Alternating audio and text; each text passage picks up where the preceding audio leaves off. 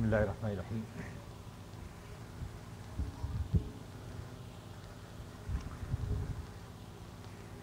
سیرت کا جو یہ بیان چل رہا ہے، میں چاہتا ہوں کہ اس کو سمیٹ لوں جلدی جلدی، تاکہ درس کا سلسلہ باقاعدہ طور سے شروع ہو سکے۔ پچھلے ہفتے جنگ احد کے جو آخری مناظر تھے وہ آپ کے سامنے تھے۔ حضور اقدس صلی اللہ علیہ وسلم تشریف لے جا رہے ہیں زخمی حالت میں، یہاں پہ میں نے چھوڑا تھا، پہاڑی کے اوپر آپ چڑھ رہے ہیں اور آپ کے اوپر حملہ آور ہونے کے لیے مشرکین دشمن جو ہیں وہ حملہ کر رہے ہیں، پورے آپ کو گھیرنے کی کوشش کر رہے ہیں، اور آپ کا حال یہ ہے کہ آپ کی پیشانی مبارک زخمی ہے، لہو لہان ہیں، آپ دندان مبارک شہید ہو چکے ہیں، دانت آپ کے سامنے کے، اور کڑیاں کھود کی آپ کی گالوں میں گڑ چکی ہے، آپ گڑھے میں گر گئے تھے۔ سہارا دے کے صحابہ کرام نے جناب علی مرتضیٰ جناب سعد نے آپ کو اٹھایا، چڑھنے کے قابل نہیں تھے آپ، تو آپ کو کاندھوں پہ رکھ کر کے اٹھایا اور اوپر لے کے چڑھے۔ دشمنوں نے دیکھتے ہوئے کہ یہ غنیمت ہے موقع، اور پورا جتھا پورا حملہ بولا، محفوظ مقام پر آپ پہنچے اور ابو سفیان نے نعرہ بلند کیا کہ ہم جیت گئے اور یہ اگلے سال مقابلہ رہے گا یہیں اسی جگہ۔ اس سے پہلے آپ سن چکے ہیں کہ صحابی رسول جناب مصعب بن عمیر شہید ہو گئے تھے، جن کے ہاتھ میں جھنڈا تھا اسلامی، اور وہ مشابہ تھے حضور اقدس علیہ الصلوۃ والتسلیم کے بالکل، اس لیے مسلمانوں میں یہ خبر اڑ گئی تھی کہ حضور اقدس نعوذ باللہ شہید ہو گئے ہیں، جس کی وجہ سے ایک مایوسی کا عالم تھا، دل چھوڑ بیٹھے تھے مسلمان۔ لیکن ایسے بھی لوگ تھے جنہوں نے یہ کہا کہ اب حضور کے بعد زندہ رہ کے ہم کیا کریں۔ جناب انس شہید ہو گئے، اسی آگ میں کود پڑے، اور اتنے زخم تھے کہ 80 سے زیادہ زخم تھے ان کی جسم کے اوپر۔ اور ایسے کئی لوگ صحابہ کرام اپنے لیے ڈھال بن گئے حضور کے لیے، تلواریں اپنے اوپر روک رہے تھے، تیر اپنے اوپر روک رہے تھے، اپنے ننگے جسموں کے اوپر۔ حضور اقدس کے زخمی ہونے کی خبر سن کے جناب فاطمہ، جو آپ کی بیٹی اور نئی دلہن تھی، ابھی جنگ بدر کے بعد ہی شادی ہوئی تھی، احد سے کچھ ہی تھوڑے دن پہلے، اس لڑائی سے پہلے، نئے دولہا دلہن تھے علی مرتضیٰ اور جناب فاطمہ۔ میں آپ کو بتا چکا ہوں کہ احد کا یہ میدان کئی میل دور ہے مدینے سے، لیکن خبر شہر میں پہنچ رہی تھی۔ بے قرار ہو کے اپنے باپ کی زخمی یا کوئی انہونی خبر سن کر کے وہاں سے بھاگی چلی آئی نئی دلہن، اور ساتھ میں علی مرتضیٰ، اور حضور اکرم صلی اللہ علیہ وسلم کو زخمی حالت میں دیکھا تو اپنی ڈھال میں پانی بھر کے لائے جناب علی، حضور کے زخموں پہ ڈالتے جاتے تھے، اور جناب فاطمہ دھوتی جاتی تھی اور روتی جاتی تھی، لیکن خون رک نہیں رہا تھا حضور اکرم صلی اللہ علیہ وسلم کا کسی طرح سے بھی۔ اور بالکل نئی نویلی دلہن تھی، ابھی عمر بھی کیا تھی، 15-16 سال کی رہی ہوں گی تقریباً۔ دیوانہ وار وہاں سے پیدل بھاگی چلی آئی میدان میں حضور اقدس کی خبر سن کر کے، اور تمام عورتیں انصار کی نکل آئیں۔ ایک صحابیہ تھیں، انصاری صحابیہ، ان کے باپ، ان کے شوہر، ان کے بھائی، سب اس جنگ میں شہید ہوئے، احد کی جنگ میں۔ لیکن وہ یہ پوچھتی ہوئی آ رہی تھی کہ مجھے بتاؤ حضور تو ٹھیک ہیں، حضور کو تو کوئی غم نہیں پہنچا۔ لوگوں نے کہا تمہارے شوہر شہید ہو گئے، کہا کوئی پرواہ کی بات نہیں ہے۔ کسی نے کہا تمہارے بھائی بھی، کوئی غم نہیں، حضور ٹھیک ہیں۔ کسی نے کہا کہ تمہارے باپ، کوئی نہیں، مجھے حضور ٹھیک ہے، جب حضور کو دیکھا زخمی حالت میں دیکھا، لیکن کہنے لگے کہ کل مصیبت بعد الجہل یا رسول اللہ، آپ کو دیکھ لیا تو اب کوئی غم نہیں رہا۔ ایک عالم تھا، جناب فاطمہ رضی اللہ عنہا بھاگتی ہوئی آئیں اور خون رک نہیں رہا تھا۔ ایک زمانہ تھا جب میں ان فلسفوں سے متاثر ہوا تھا جو اہل بیت رسول صلی اللہ علیہ وسلم کو مجرم بنا کے پیش کرتے ہیں، جناب حسن، جناب حسین، اس پورے خاندان کو اور اس کا نام رکھتے ہیں شیعوں کی مخالفت. تو میں آپ سے یقین سے کہتا ہوں کہ اس وقت خود مجھے اہل بیت رسول سے کے سلسلے میں وہ وابستگی نہیں رہی تھی, اور ان کی کیفیت محسوس جو آج بھی ان فلسفوں کو دہراتے ہیں مسلمانوں کے سامنے, ان کے دل کی کیفیت میں محسوس کر سکتا ہوں آج اپنے اس سے موازنہ کر کے. لیکن جب یہ سارے واقعات دیکھتے ہیں کہ ہر جنگ میں دشمنوں کے بیچ میں, وہاں مکے کے اندر بھی یہاں بھی, تو اس خاندان کی عجیب محبت دل میں پیدا ہوتی ہے.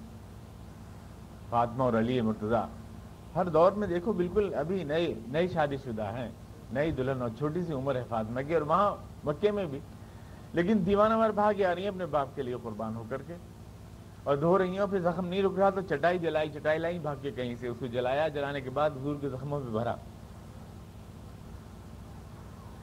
اور وہاں سے میلوں دور چلی آئیں. تو یہ شان کتنی محبت پیدا کرتی ہے اس خاندان کے دل میں, اور کتنی عظمت اور کتنی شان. اور پھر آپ یہ بتائیے کہ جو اس خاندان سے رشتے کمزور کرتے ہوں, جو فلسفے, ان کو ہم کہاں تسلیم کر سکتے ہیں, تو کیسے مان سکتے ہیں. بہرحال یہ جنگ ختم ہوئی. اس کے بعد ابو سفیان نے چیلنج دیا کہ اگلے سال ہم پھر آئیں گے, اور یہ تو فرسٹ راؤنڈ تھا. حضور صلی اللہ علیہ وسلم اسی حالت میں آپ نے فرمایا نہیں ہے, ہم پیچھا کریں گے ان کا, مشرکین. میں نے کہا تھا نا کہ لوگ شکست کہتے ہیں کہ وہ میں شکست ہوئی حضور کو, یہ صحابہ کرام کو, لیکن زخم بے شک لگا, زیادہ شہید ہوئے صحابہ کرام, اور زیادہ نقصان ہوا مسلمانوں کا, لیکن شکست اس کو نہیں کہہ سکتے. شکست حوصلہ ہار جانے کو کہتے ہیں. لیکن حضور تو اسی زخمی حالت میں پٹیاں باندھی صحابہ کرام نے اور حضور نے, اور کہا نہیں ہم پیچھا کریں گے. کسی طرح کی حوصلہ شکستگی کا کوئی وہ نہیں, پیچھا کریں گے. اور خود حضور آگے, اور کئی میل تک کے کفار کا, حمراء الاسد کہتے ہیں اس کو, پیچھا کیا. اس کو غزوہ حمراء الاسد کہتے ہیں. حضور تشریف لے گئے پیچھے. اس کے بعد لوٹ کر آئے. اگلے سال آپ پھر گئے انہی دنوں میں, جب ابو سفیان نے چیلنج کیا تھا, لیکن وہ آنے کی ہمت نہیں کر سکا. لیکن اسی دوران کچھ ایسے واقعات ہوئے, زیادہ تفصیل سے تو چونکہ کوئی تاریخ میں آپ کو پڑھا تو نہیں رہا ہوں, لیکن اشارہ کرنا ضروری ہے سمجھنے کے لیے. آپ کو یاد ہوگا کہ مدینے میں 3 یہودی قبیلے تھے, بنو قینقاع, بنو نذیر اور بنو قریظہ. یہ 3 قبیلے رہا کرتے تھے.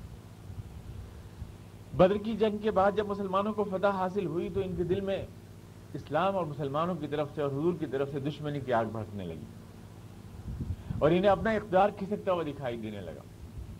لہٰذا انہوں نے سازشوں کے جال بننے شروع کیے, اور دشمنی اور حسد حضور اقدس کے خلاف, اور جو بھی کر سکتے تھے وہ سب کرنا شروع کیا انہوں نے. ان حالات میں جبکہ یہ چیزیں جاری تھیں, بدر اور احد, ان کی سازشیں بھی جاری تھیں. چنانچہ یہ ہوا کہ مدینہ میں بدر کے بعد یہ ہوا کہ ایک مسلم عورت تھی. اس زمانے میں جو عورتوں کے کپڑے ہوتے تھے ان کو آپ سمجھ لیں تو بات سمجھ میں آئے گی. مسلمان اور کافر عورتوں میں لباس میں تھوڑا فرق تھا.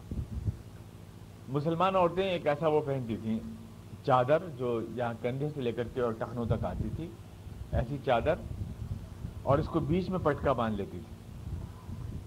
بیچ میں پٹکا باندھنے کے بعد اوپر کی چادر کو نیچے چھوڑ دیتی.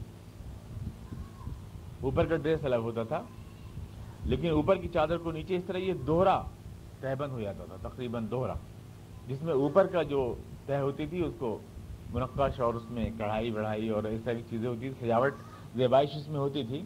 لیکن یہ دوہرا جیسے آپ تہبند باندھتے ہیں یہ کہرا, تو یہ دوہرا ہو جاتا تھا, یعنی یہ اس پٹکے پہ سے لوٹ جاتا تھا جو آگے تھا. اور اوڑھنی مسلمان عورتوں کو آگے بالوں کے آگے کر کے, یعنی ایک نقاب سی بنا کے وہ اوڑھتی تھیں, اور کافر عورتیں جو تھیں وہ اوڑھنی کو اس طرح سے اوڑھتی تھیں کہ پیچھے کانوں پہ لے جا کر اور پیچھے کو ڈال دیتی ساری اوڑھنی, اور اس طرح سے ان کا سامنے کا سینہ بالکل ننگا رہتا تھا. یہ ایک پہچان تھی. تو مسلم عورت اسی لباس کے ساتھ بیٹھی تھی یہودی کی دکان میں. بنی قینقاع آپ کو یاد ہوگا سونار تھے, یہ لوگ سونے کا کام کرتے تھے, یہودی قبیلہ جو مسلمانوں کے ساتھ ہی رہتا تھا مدینے میں. آپ کو میں نے بتایا تھا کہ ادھر بنو قریظہ, ادھر بنو نذیر, ادھر بنو قینقاع رہتے تھے. تو یہ سونار تھے. اس کی دکان پر, کسی کی دکان پر ایک مسلم عورت گئی, اور جانے کے بعد وہاں بیٹھ گئی دکان پر. تو یہودیوں نے اپنی خباثت دکھانے کے لیے جن لوگوں میں سامنے مقابلہ کرنے کی ہمت نہیں ہوتی وہ سازش کا راستہ اور یعنی اخلاقی طور سے دوسرے کو کل کرنے کا راستہ اپناتے ہیں. اس نے ایک نے یہ کیا کہ یہ جو ڈریس تھا اس میں ایسا کیا کہ نیچے سے اٹھا کر کے جو عورت بیٹھی تھی اور ایک کانٹے میں پھنسا دیا اس کی اوڑھنی کے ساتھ, مسلمان عورت کی اوڑھنی کے ساتھ نیچے کا جو اس کا تہبند تھا, زیری تہبند, اس کو ایک کانٹے کے ساتھ پھنسا دیا. اس لیے ہو کہ بیٹھنے میں تو بے پردگی نہیں ہوتی لیکن کھڑے ہونے میں جو ہے بے پردگی ہوئی ہے. چانچہ جب وہ عورت کھڑی ہوئی تو اس کی بے پردگی ہوئی اور اس نے ایک دم حضور اقدس کے نام کی دہائی دی کہ میں آج بے آبرو ہوں یہاں اس شہر میں جو محمد رسول اللہ کا شہر. مسلمان آئے اور آنے کے بعد اس دکان کے اوپر کچھ جھگڑا ہوا اور وہ یہودی اس میں مارا گیا. اس کی شکایت حضور اقدس کے پاس گئی اور یہ بات بڑھی اور ان کی غیظ و غضب کی آگ اور بھڑکنے لگی. احد کی لڑائی کے بعد مسلمانوں کا جو دبدبا تھا وہ کم ہوا, شکست ہوئی, چونکہ مسلمانوں کو زیادہ شکست, میں غلط کہہ رہا ہوں, یعنی مسلمانوں کا نقصان ہوا اس میں اور زبردست ہاتھ رہا دشمنوں کا, اس لیے جو ایک ہیبت چھائی تھی بدر کے بعد وہ کم ہو گئی. یہود کو یہ ہوا کہ اب مسلمانوں کا کھیل ختم ہونے والا ہے, حضور کا کھیل ختم ہونے والا ہے, نعوذ باللہ من ذالک, اور اب بس ہمارا اقتدار لوٹ جائے گا.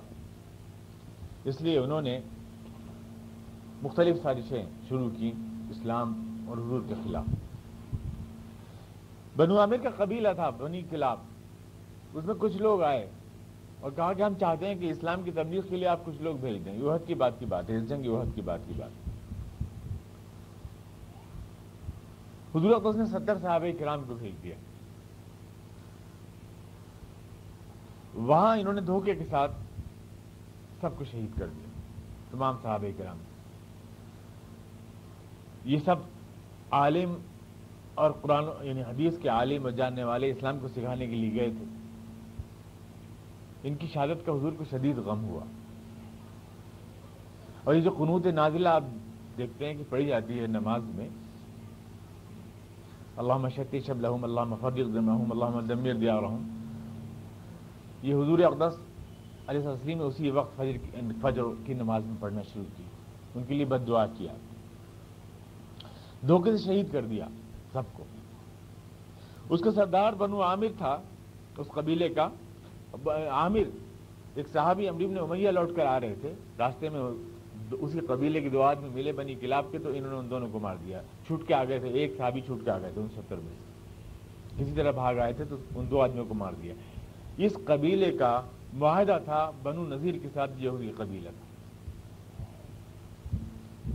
حضور اقدس کی اطلاع ہوئی تو آپ ناراض ہوئے اور آپ نے کہا کہ انہوں نے تمہارے ساتھ بے وفائی کی تھی, شہید کیا ہمارے صحابہ کو, 70 صحابہ کرام کو, 69 صحابہ کرام کو, لیکن ہمارا ان کے ساتھ معاہدہ ہے, اس لیے ہمیں حق نہیں تھا کہ ہم ان کے آدمیوں کو ماریں, اس لیے اس کی پینالٹی ہم دیں گے, جرمانہ دیں گے. اور 200 اونٹ جو جرمانہ بیٹھتا تھا 2 آدمیوں کا, اس کو ادا کرنے کے لیے حضور صلی اللہ علیہ وسلم تشریف لے گئے وہاں.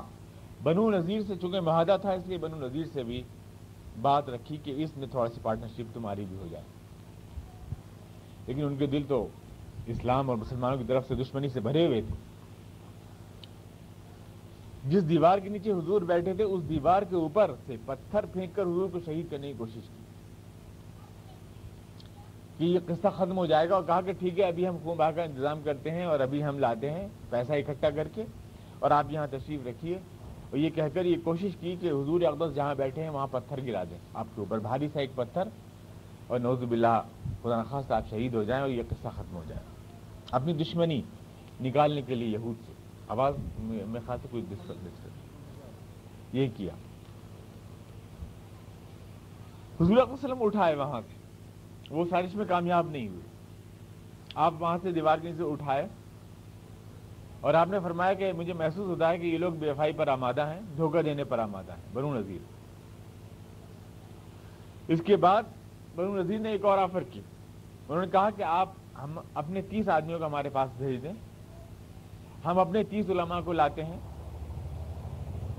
اور دین کے معاملے میں گفتگو کرتے ہیں, اور اگر ہم قائل ہو جاتے ہیں تو ہم سب ایمان لے آئیں گے آپ کو. پلان یہ تھا کہ وہ 30 علماء جو ان کے نام نہاد آئے ہیں وہ اپنے ہاتھوں میں ہتھیار لے کے آئیں گے اور دھوکے سے ان کو بھی شہید کر دیں گے صحابہ کرام۔ یہ سازش حضور کو اطلاع مل گئی۔ اب تفسیر کی کتابوں یا حدیث کی کتابوں میں یا سیرت کی کتابوں میں آپ کو یہ تو نہیں ملے گا کہ اطلاع آپ کو کیسے مل گئی، لیکن ہم جب حضور کی سیرت پر نظر ڈالتے ہیں تو ہمیں یہ محسوس ہوتا ہے کہ حضور کا نظام جاسوسی بے حد پختہ تھا۔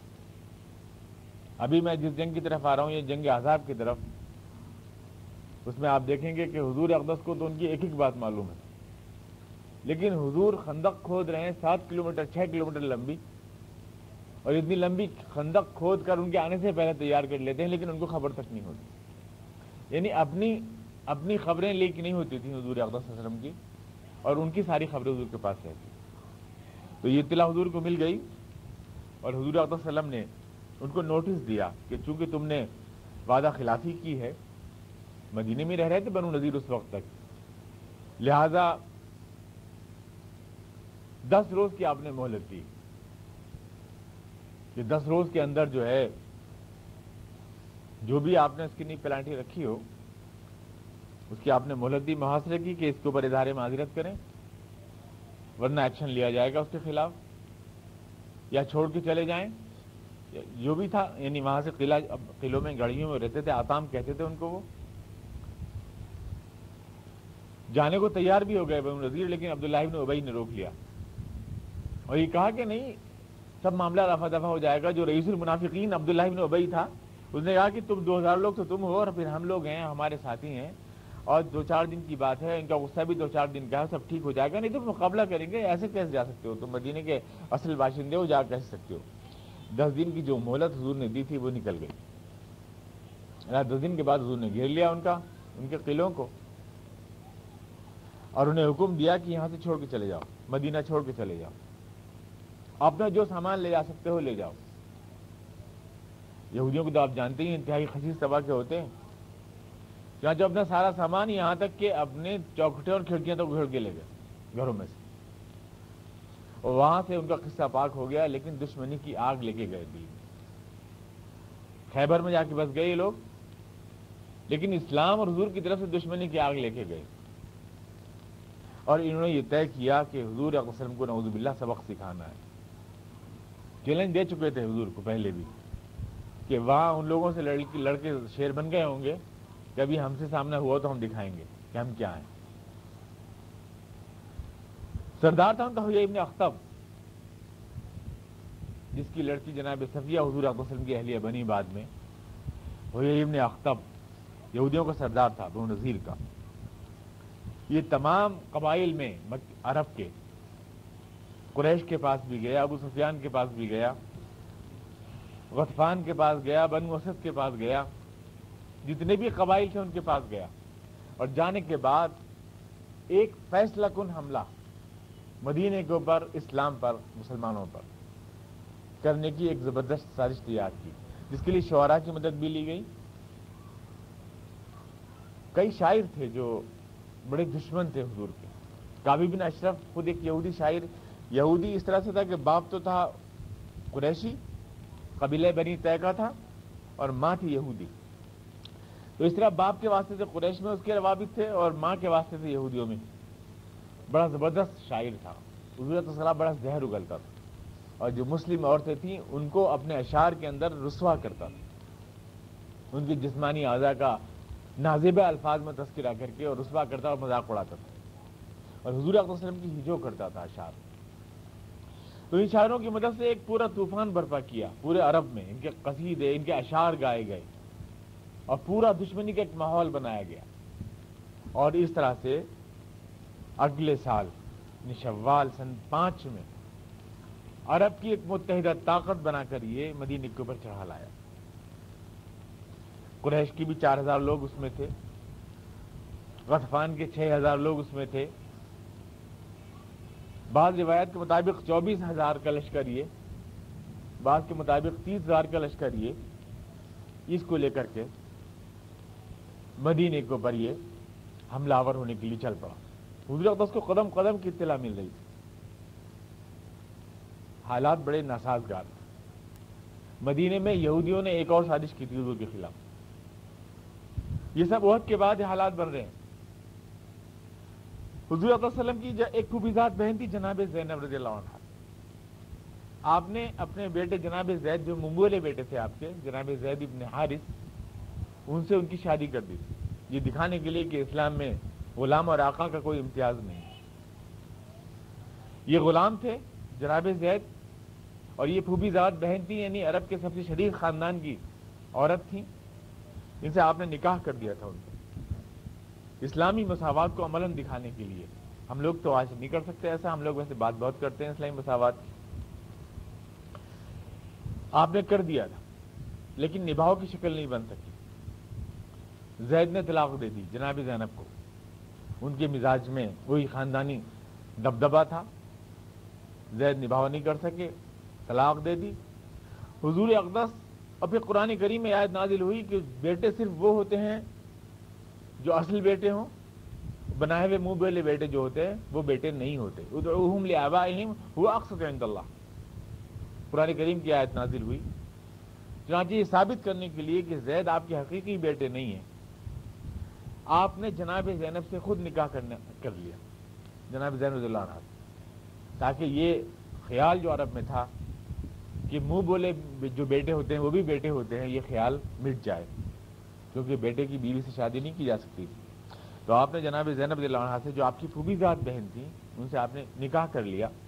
بس اس نکاح کو بنیاد بنا کر یہود نے ایک طوفان برپا کر دیا.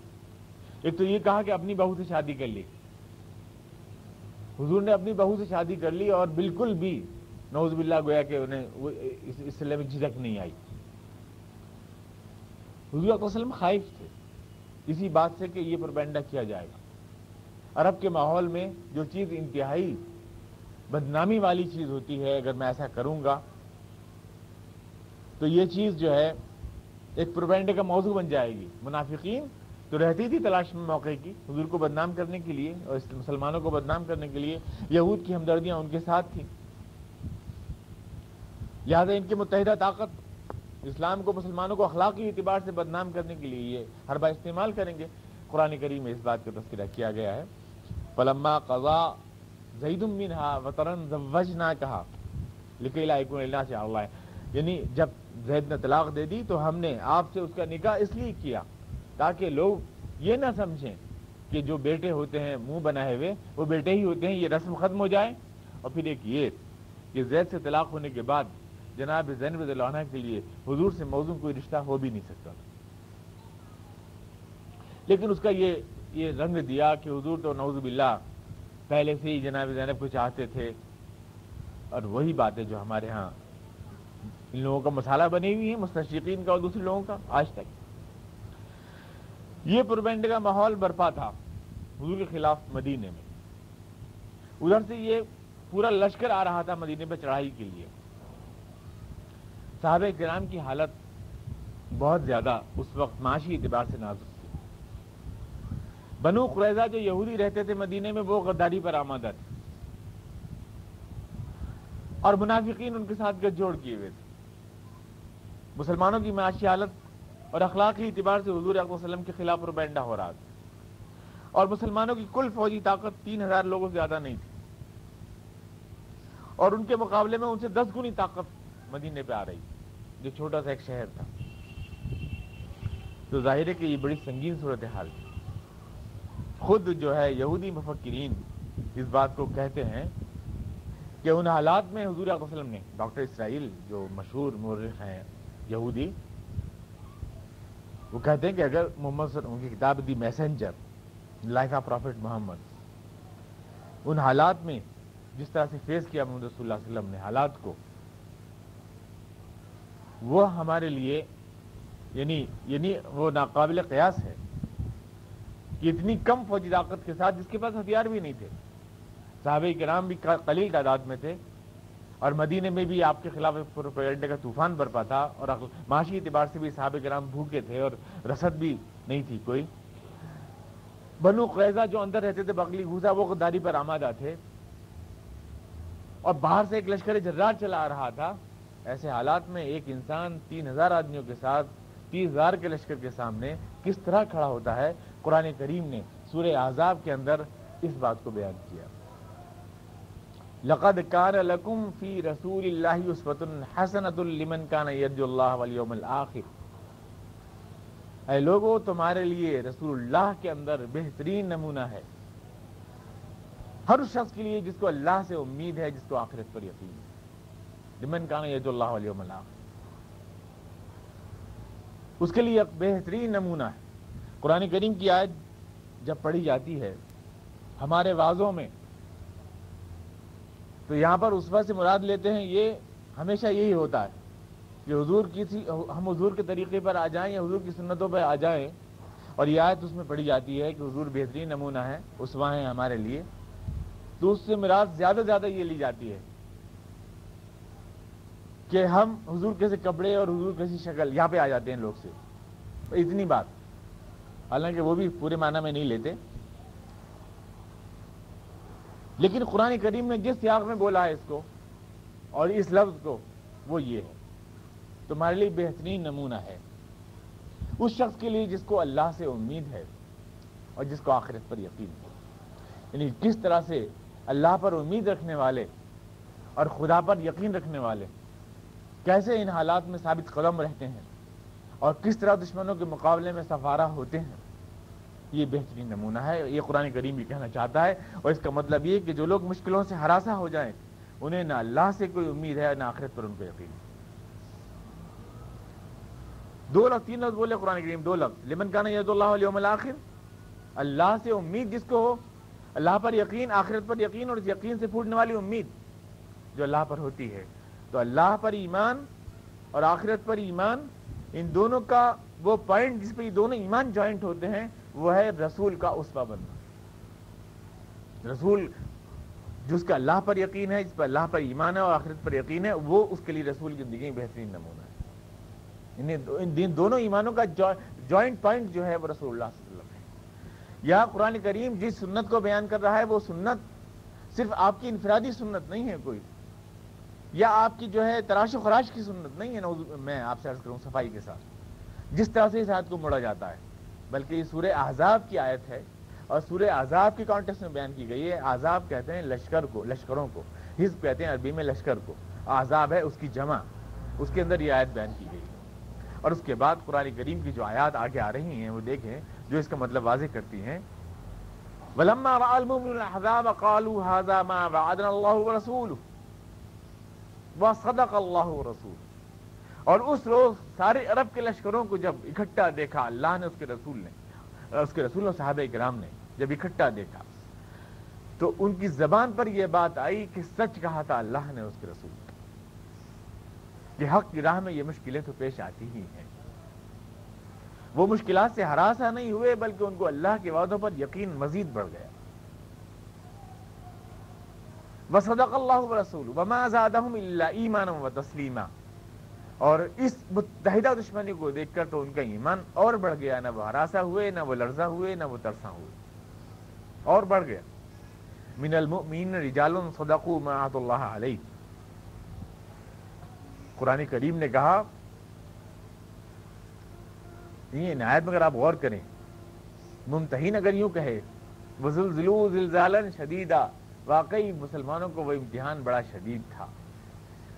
ممتحن جب یوں کہے کہ امتحان بڑا شدید تھا تو یہ شاباش ہوتی ہے، یہ شاباش ہوتی ہے طالب علم کے لیے، یہ امتحان واقعی بڑا سخت تھا.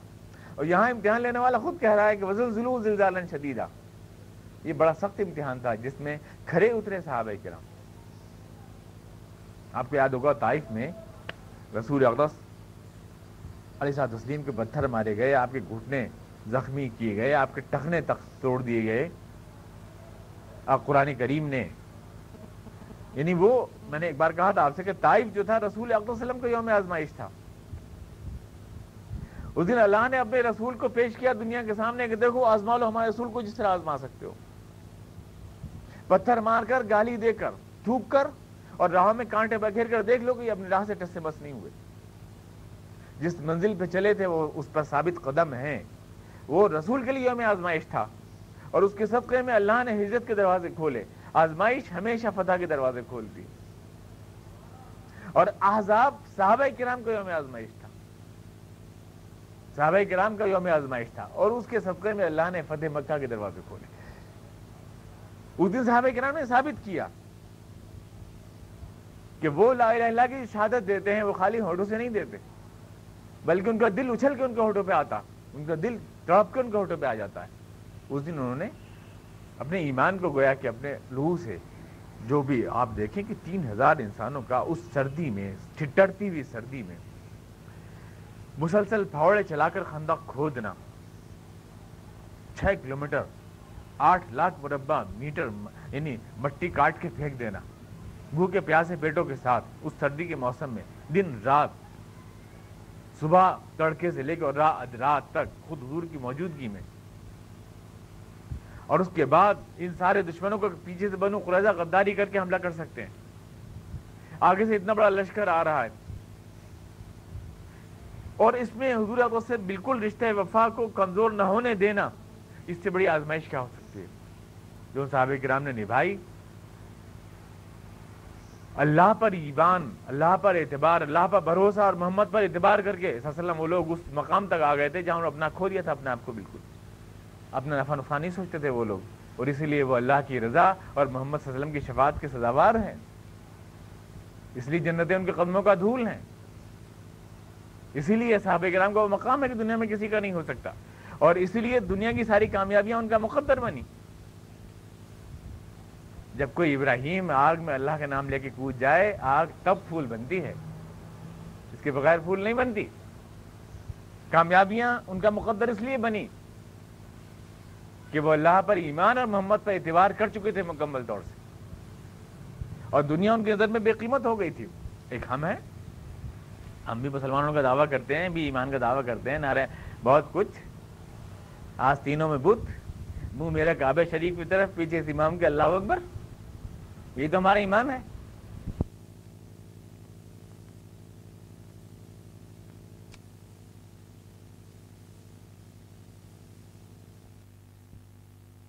جنگ احزاب کے آج آپ کے سامنے آ رہے ہیں, شوال سن 5. قرآن کریم نے خراج تحسین پیش کیا, اللہ نے من المؤمنین رجال صدقوا ما عاهد اللہ علیہ, یہ وہ لوگ ہیں جنہوں نے ان وعدوں کو سچا کر دکھایا جو انہوں نے اللہ سے کیے تھے. من المؤمنین رجال صدقوا ما عاهد اللہ علیہ فمنهم من قضى نحبه ومنهم من ينتظر, ان میں سے کچھ ایسے تھے جنہوں نے اپنی منزل مراد پا لی, اللہ کے پاس پہنچ گئے, اور کچھ ایسے تھے جو اپنی باری کا انتظار کر رہے ہیں. ومنهم من ينتظر وما بدلوا تبدیلا, اور حالات کی کوئی سنگینی ان کے قدموں میں لرزش نہ لانے پائی. صحابہ کرام کو اس سے بہتر خراج تحسین نہیں ہو سکتا. حضور نے فرمایا صحابی کا نجوم, میرے صحابہ ستارے ہیں, ستارے.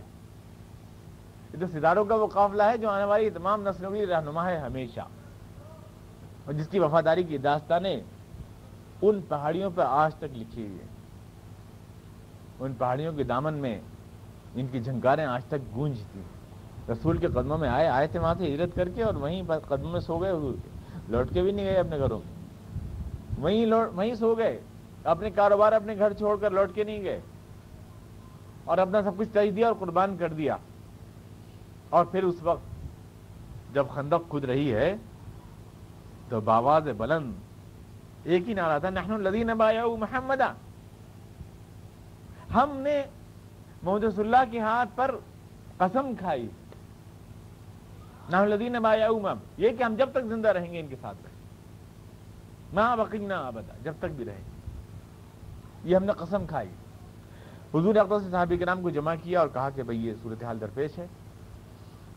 مسئلہ یہ ہے کہ ادھر یہود ہیں, ہمارے بغلی گھونسا, ادھر سے یہ لشکر چلا آ رہا ہے, آتش انتقام سے لبریز, یہودیوں نے بھڑکایا تھا. یہودی سازش پر آمادہ, منافقین سازش پر آمادہ, بنو نذیر, بنو قینقاع اور بنو قریظہ, 3 یہودی قبائل, 2 کو تو حضور نے نکال دیا تھا مدینے سے, اس کی جلن انہیں کھائی جاتی تھی. ایک قبیلہ مدینے میں تھا, بنو قریظہ موجود تھا ابھی. اندیشہ تھا اس کی طرف سے غداری کا, اور پیروپینڈے تھے صحابہ کرام حضور کے خلاف. ادھر سے چلا آ رہا ہے, اور صحابہ کرام کی معاشی حالت بھی بڑی ناگفتہ تھی, کیا کیا جائے. کہ آپ نے مشورہ کیا, اب تک تو چھوٹے چھوٹے لشکر تھے, احد میں آیا 3 کا یا 5,000 کا, بدر میں آئے 1,000-1,200 لوگ, لیکن اب تو یہ پورا عرب چلا آ رہا ہے, پورے قبائل چلے آ رہے ہیں, اور ہماری حالت یہ ہے کہ ہمارے پاس اسلحہ تک نہیں, کوئی چیز نہیں, کیا کریں؟ آپ نے مشورہ فرمایا. صحابی رسول جناب سلمان فارسی نے مشورہ دیا کہ ہمارے ایران میں یا رسول اللہ یہ قاعدہ ہے کہ ایسی حالت میں جب دشمن کا طاقت زیادہ ہو, اس سے بچاؤ کے لیے ہم ایک خندق کھود لیا کرتے ہیں, کھائی کھود لیا کرتے ہیں. تو اگر مدینے کے اوپر کھائی کھود لی جائے تو لشکر رک جائے گا کھائی کے اس طرف. حضور اقدس کو یہ رائے پسند آئی, اور اس سے ہمیں یہ نمونہ ملتا ہے کہ اسلام کے مفاد کے لیے ہم دوسری قوموں کے تجربات سے بھی فائدہ اٹھا سکتے ہیں. یعنی حضور کی سیرت ہمیں یہ سکھاتی ہے. حضور نے فرمایا کہ یہ مشورہ معقول ہے, اور اس وقت جو ہے تمام صحابہ کرام کو آپ نے حکم دیا, 10-10 آدمیوں کی ٹولی بنائی آپ نے, اور 20-20 گز زمین ان کے, 20 گز زمین, 20 گز چوڑی, 20 گز لمبی, 20 گز گہری, اور 10 گز گہری, یعنی 30 فٹ. بعض روایت میں کم بھی آیا ہے, 30 فٹ سے کم آیا ہے, لیکن یہ زمین آپ نے بانٹ دی. کم جو آیا ہے تو میرے خیال سے ایسا بھی ہوا ہوگا کہ مٹی کھود کر جو کناروں پہ پڑتی ہے تو اس سے کچھ اونچی ہو جاتی ہیں دونوں طرف کے سرے, اور کچھ لوگوں نے خالی زمین کی کھدائی ناپ لی اور کچھ لوگوں نے مٹی سمیت ناپ لیا, تو اس لیے فرق ہو گیا ناپ میں. بہرحال یہ اتنی گہری اور اتنی لمبی آپ نے بانٹ دی, تو اس طرح سے تقریباً 6 کلومیٹر لمبی ہے. 1 ہفتے میں صحابہ کرام نے کھود کے پھینکی, 1 ہفتے میں. کتنا حیرت انگیز انسانی یعنی محل العقول کارنامہ ہے. حضور صلی اللہ علیہ وسلم خود بنفس وسیع شریک تھے, اس لیے ایسا ہو سکا. ایسا نہیں تھا کہ آپ کہیں جا کے بیٹھ گئے آرام سے ایئر کنڈیشن کمرے میں کہ تم کھودتے رہو میں دیکھ رہا ہوں. میں تو ندیم بھائی کہتا کہ آپ میرے لیے پنکھا لگا دیں, تو مجھے یہ کہنے کا حق نہیں ہے کہ پہلے آپ مجموعی طرف لگائیے, آپ جا کے بیٹھ گئے, ایسا نہیں ہے, بلکہ آپ نے خود صحابہ کرام کے ساتھ شریک ہے, اور اپنے مقدس کرتے میں کھود کے مٹی لاتے رہے, کوہ صلا کے دامن میں بکھیرتے رہے خود. اور وہی رجزیہ اشعار جو صحابہ کرام کے ساتھ پڑھ رہے تھے آپ بھی گاتے رہے. اللہم لا عیش الا عیش الاخرہ, اے خدا زندگی تو بس آخرت کی ہے, وہاں کا آرام مل جائے, یہاں کا کیا آرام. وہاں جا کر کے آپ پھینک رہے تھے مٹی. سلمان فارسی آپ کے ساتھ تھے, آپ نے کہا تھا سلمان منا اہل البیت, سلمان تم فارس سے آئے پر ہمارے گھر والے, ہمارے ساتھ رہو گے, ہمارے گھر والے. یہ مٹی آپ پھینک رہے تھے, اور آپ سے میں نے کئی بار عرض کیا کہ حضور کا آپ اس وقت یہ ہر جگہ دیکھیں گے کہ آپ ہر موقع پہ ایسے قربانی کہ آپ نہ صرف شریک رہتے ہیں بلکہ سب سے آگے رہتے ہیں. احد کے بعد زخمی اور چور چور حالت میں تھے صحابہ کرام, سب سے زیادہ زخمی تو خود حضور اقدس تھے, لیکن ہمراہ الاسد ابو سفیان کا پیچھا کرنے کے لیے جو لشکر گیا اس کی سربراہی آپ فرمائے. تمام حنین کی لڑائی میں جب سب لوگ ہمت ہار چکے تھے اور سب لوگ چلے گئے تھے اکیلا چھوڑ کر حضور علیہ السلام کو, تو آپ اکیلے میدان میں کھڑے تھے تلواروں اور تیروں کی باڑ کے اندر, اور فرما رہے تھے نبی لا کذب, میں خدا کا سچا نبی ہوں, اس میں کوئی جھوٹ نہیں ہے. اکیلے آپ کھڑے تھے. علی مرتضیٰ فرماتے ہیں کہ ہمیشہ تیروں تلواروں کی بوچھاڑ میں ہم رسول اللہ کی اوٹ لیا کرتے تھے.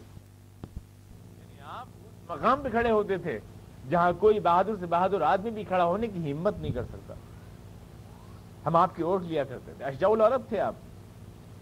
حنین کی لڑائی میں آپ نے دیکھا, ہمراہ الاسد میں آپ نے دیکھا, بدر میں نے آپ کو بتایا, آپ نے انصار کو واپس کر دیا. آپ نے کہا نہیں علی تم, نہیں حمزہ تم, میرے چچا اور میرا چچا زاد بھائی جو آگے داماد بھی بننے والا ہے, تم اپنی جان پیش کرو, تم اپنا خون پیش کرو. ہر موقع پر حضور اقدس جو ہیں اس میں آگے رہتے ہیں, اور کئی مثالیں آئی ہیں. زکوٰۃ کا حکم آیا تو عائشہ تم پہلے کنگن اتارو, اپنے زکوٰۃ تم دو. مٹی کھودنے کا نمبر آیا تو سب سے پہلے حضور کھود رہے ہیں. غلاموں کنیزیں بٹی اور فاطمہ مانگنے آئیں کہ مجھے بھی حضور کوئی غلام بتا ہو, تو آپ نے کہا تمہارے لیے نہیں فاطمہ, تمہارے لیے نہیں, تم تو سبحان اللہ پڑھا کرو 33 دفعہ نماز عصر کے بعد 33 مرتبہ سبحان اللہ، 33 مرتبہ اللہ اکبر، اور 34 مرتبہ یعنی الحمدللہ جو اللہ اکبر پڑھا کرو. یہ تمہارے لیے غلاموں کنیزوں سے بڑھ کر ہے. فاطمہ اپنی بیٹی کو واپس کر دیا خالی ہاتھ، اور یہ حکم دیا کہ قیامت تک میرے خاندان میں کوئی زکوٰۃ نہیں لے گا، تاکہ کسی کو یہ موقع نہ ملے کہ عظیمت کی ساری داستانیں پیسہ جمع کرنے کا ڈرامہ تھیں، یا کوئی نہ کہہ سکے قیامت تک. تو یہ اسوہ دیکھیں گے حضور اقدس کا آپ آخر تک. جو لوگ کہتے ہیں نا کہ حضور زندگی میں نمونہ ہے، نمونہ خالی اس میں نہیں، سب میں دیکھتے جاؤ نمونہ، ان ساری باتوں میں دیکھتے جاؤ نمونہ. لوگوں نے بس کرتے کے ناپ میں نمونہ دیکھ رکھا ہے، اور کسی میں نمونہ ہی نہیں دیکھ رکھا ہے. 2-4 چیزیں جو نمائشی ہیں اس میں نمونہ دیکھتے ہیں بس لوگ، اور ساری آیت و حدیث کو اسی پہ اوندھا دیتے ہیں ساری چیزوں کو. وہ کردار جو رسول کا ہے مکمل، اور جو مشکلات کے اندر حضور کردار پیش فرماتے ہیں وہ ہے ہمارے لیے نمونہ. اور یہی مطلب ہے شاید لقد کان لکم فی رسول اللہ اسوۃ حسنہ. چنانچہ حضور نے مشورہ فرمایا اور یہ خندق کھودنی شروع ہو گئی، اور آپ خود کھود رہے تھے اور ڈھیر لگا رہے تھے.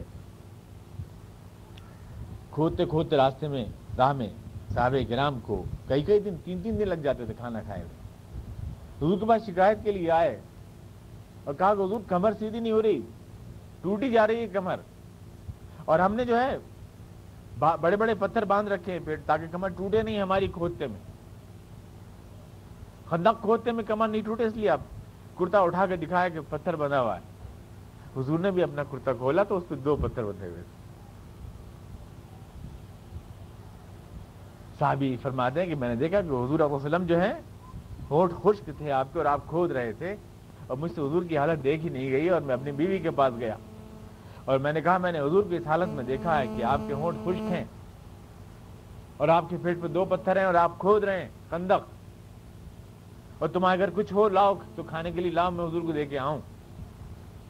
تو انہوں نے کہا خدا کی قسم ہمارے پاس اس بکری کے علاوہ کچھ بھی نہیں ہے جو دروازے میں بندھی ہے، اور تھوڑا سا ستو ہیں.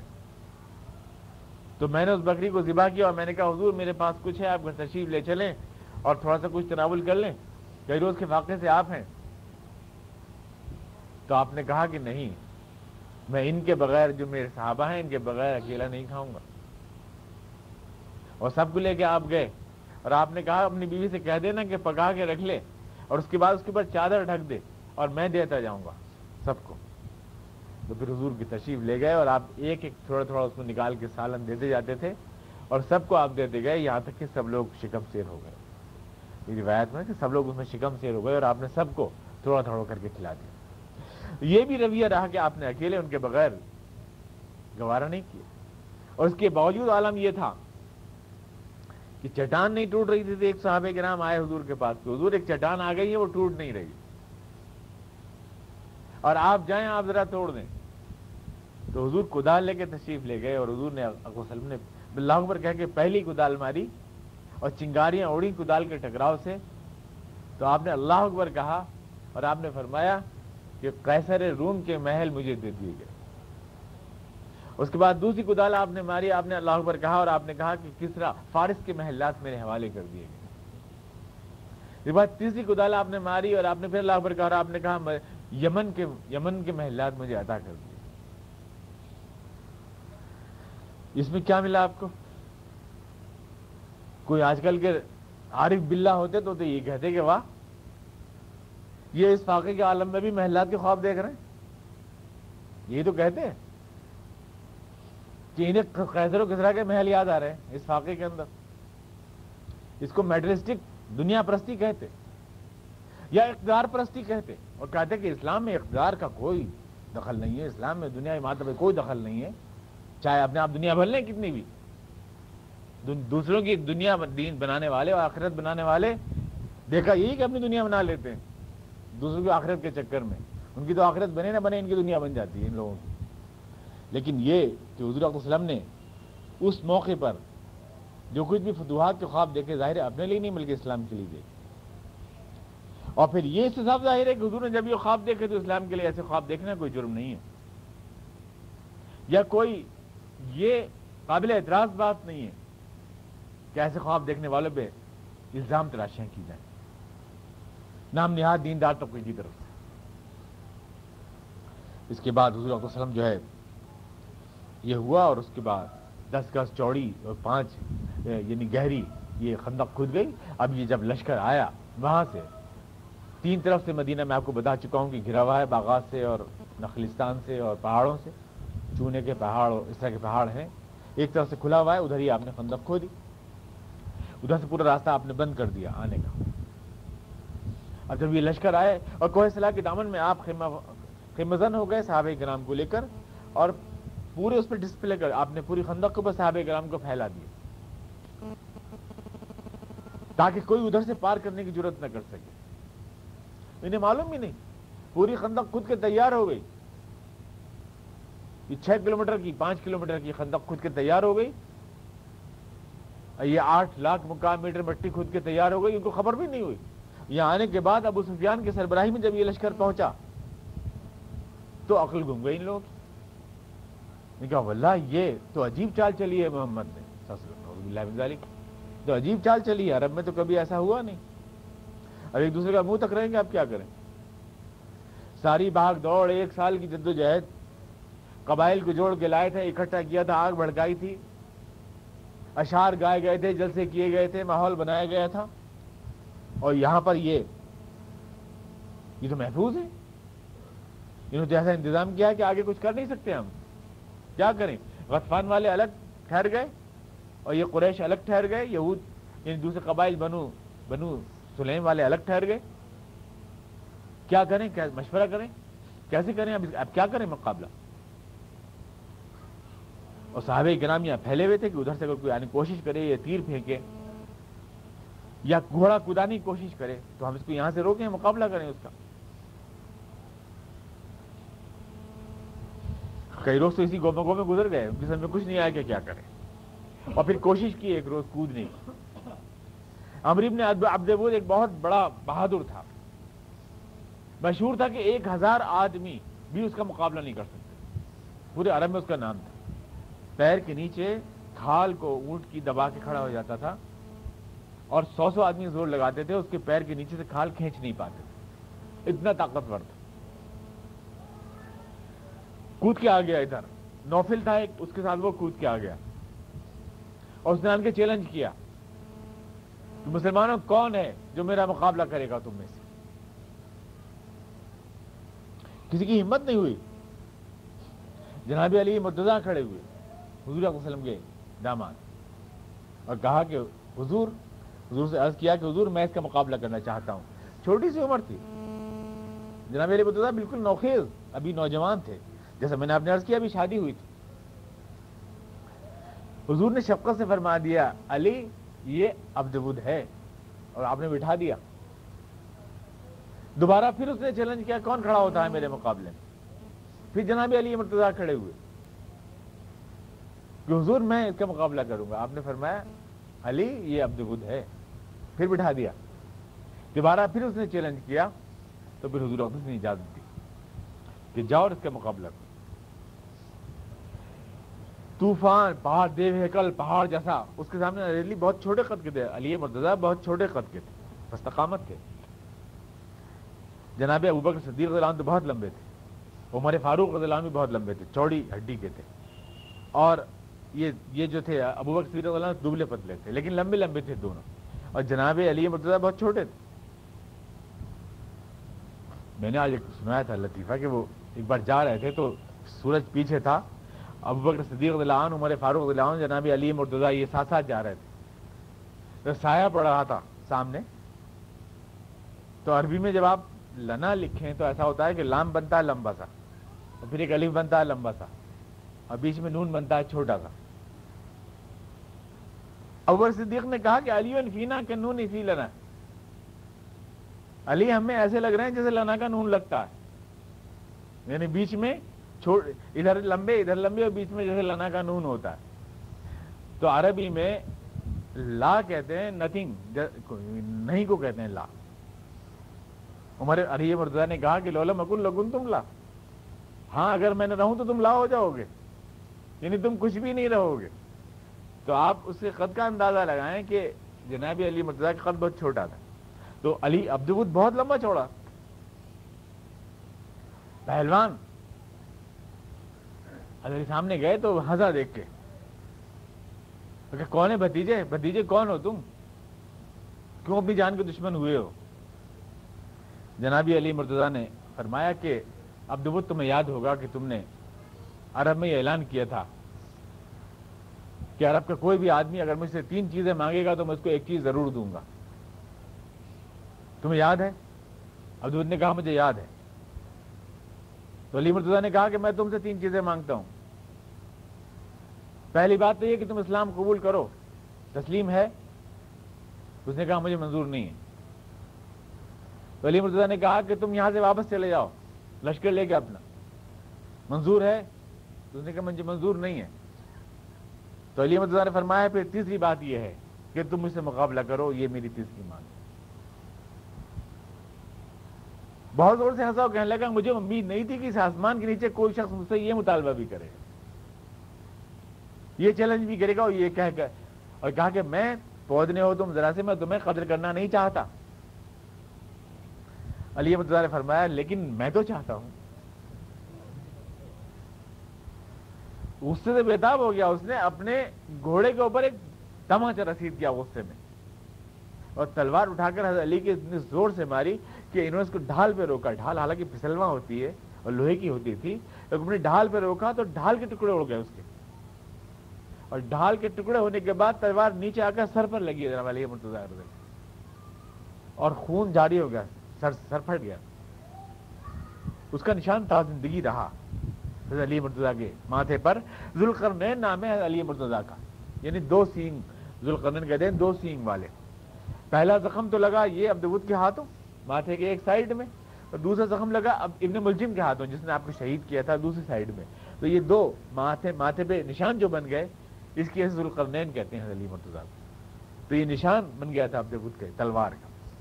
اس کے بعد جناب علی مرتضیٰ نے وار کیا اور اس وار میں وہ مارا گیا۔ وہ نعرہ تکبیر بلند کیا حضرت علی مرتضیٰ نے۔ نوفل بھاگا پیچھے کو پلٹ کے، جو دوسرا بہادر تھا، اور پلٹ کے بھاگنے میں اس کا گھوڑا جو تھا اسے خندق میں نیچے گر گیا، نیچے گر کر کے اس کا سر گھس گیا اس میں، وہ مر گیا۔ ابو سفیان نے ادھر سے اعلان کیا کہ نوفل کی لاش کے بدلے ہم 100 اونٹ دینے کو تیار ہیں، آپ ہمیں یہ لاش واپس کر دیں۔ حضور نے فرمایا لاش تم لے جا سکتے ہو، ہم لوگ پیچھے ہٹتے ہیں اور ہمیں کوئی اونٹ نہیں چاہیے۔ یہ کردار ہے حضور صلی اللہ علیہ وسلم کا، ہر چیز میں تم لے جا سکتے ہو، ہمیں کوئی خون بہا نہیں چاہیے۔ اس کے بعد انہوں نے ایک نئی اسٹریٹجی طے کی کہ تمام لوگ جتنا بھی پورا لشکر ہے یہ ایک ساتھ حملہ آور ہو خندق کے اوپر، 24,000 آدمی پتھر بھی مارے اگر ایک ساتھ صبح سے شام تک، اور تیر بھی پھینکیں تو ظاہر ہے کہ تلپٹ کرنے کو کافی ہیں، تو بڑے زور کے ساتھ حملہ کیا۔ سب لوگوں نے ایک بار کی تیر اور تلوار اور پتھروں کی بارش۔ اس روز سخت صحابہ کرام پہ دن گزرا، پورا دن اسی میں گزر گیا۔ آپ کی نمازیں 4 نمازیں قضا ہوئی اس دن، عصر کی نماز بھی قضا ہوئی آپ کی، اور آپ نے فرمایا کہ اللہ تعالیٰ ان لوگوں کو برباد کرے، انہوں نے ہماری نمازیں قضا کرا دی۔ یعنی آپ کو افسوس نماز قضا ہونے کا ہوا اس وقت۔ آپ صحابہ کرام ان حالات سے گزر رہے تھے۔ پھر ایک نئی چال چلی ان لوگوں نے، کفار نے، دشمنوں نے۔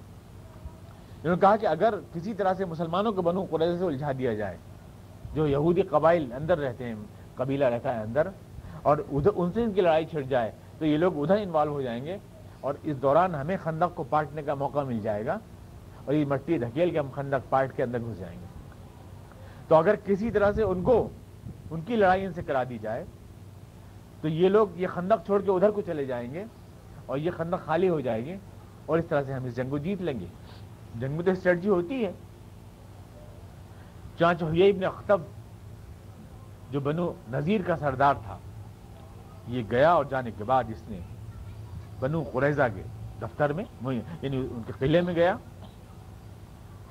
اور جانے کے بعد کسی طرح سے تیار کر لیا غداری پر، مسلمانوں کے خلاف حضور سے غداری کرنے پر، حملہ کرنے پر۔ کتنے سنگین حالات تھے، آپ دیکھیں، 2 طرفہ، 3 طرفہ، 6 طرفہ مقابلہ، اور اکیلے اسٹریٹجی بنانے والے حضور صلی اللہ علیہ وسلم، پوری حکمت عملی مرتب کرنے والے آپ،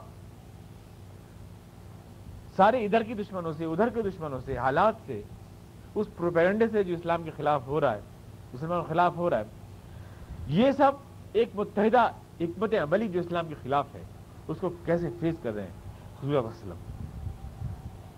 بنو قریظہ تیار ہوئے، حضور اپنے صحابہ کرام کو بھیجا فوراً۔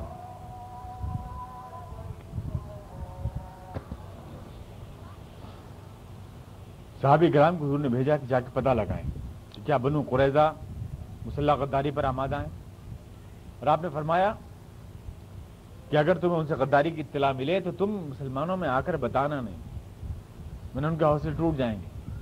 کوڈ ورڈز میں کہنا، مجھے اشارے میں کہنا اگر وہ غداری پر آمادہ، اور اگر وہ ایسا کوئی ارادہ نہیں رکھتے ہیں تو سر عام آ کے کہتے ہیں۔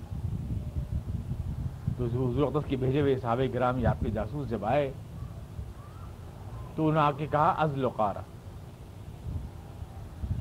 یہ وہی لوگ ازل و قارہ جو دھوکے سے لے گئے تھے صحابہ کرام کو اور شہید کر دیا تھا۔ تو انہوں نے ازل و قارہ یعنی حضور کو اشارہ دیا کہ حضور یہ غداری کا کیس، وہ لوگ غداری پر آمادہ ہیں۔ یہ لفظ سننے کے بعد حضور پریشان نہیں ہوئے، بلکہ حضور مسکرائے۔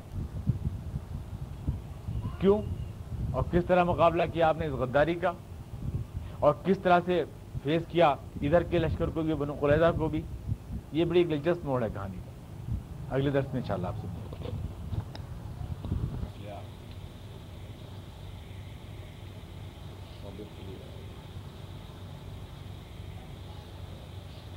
خدا قبل منا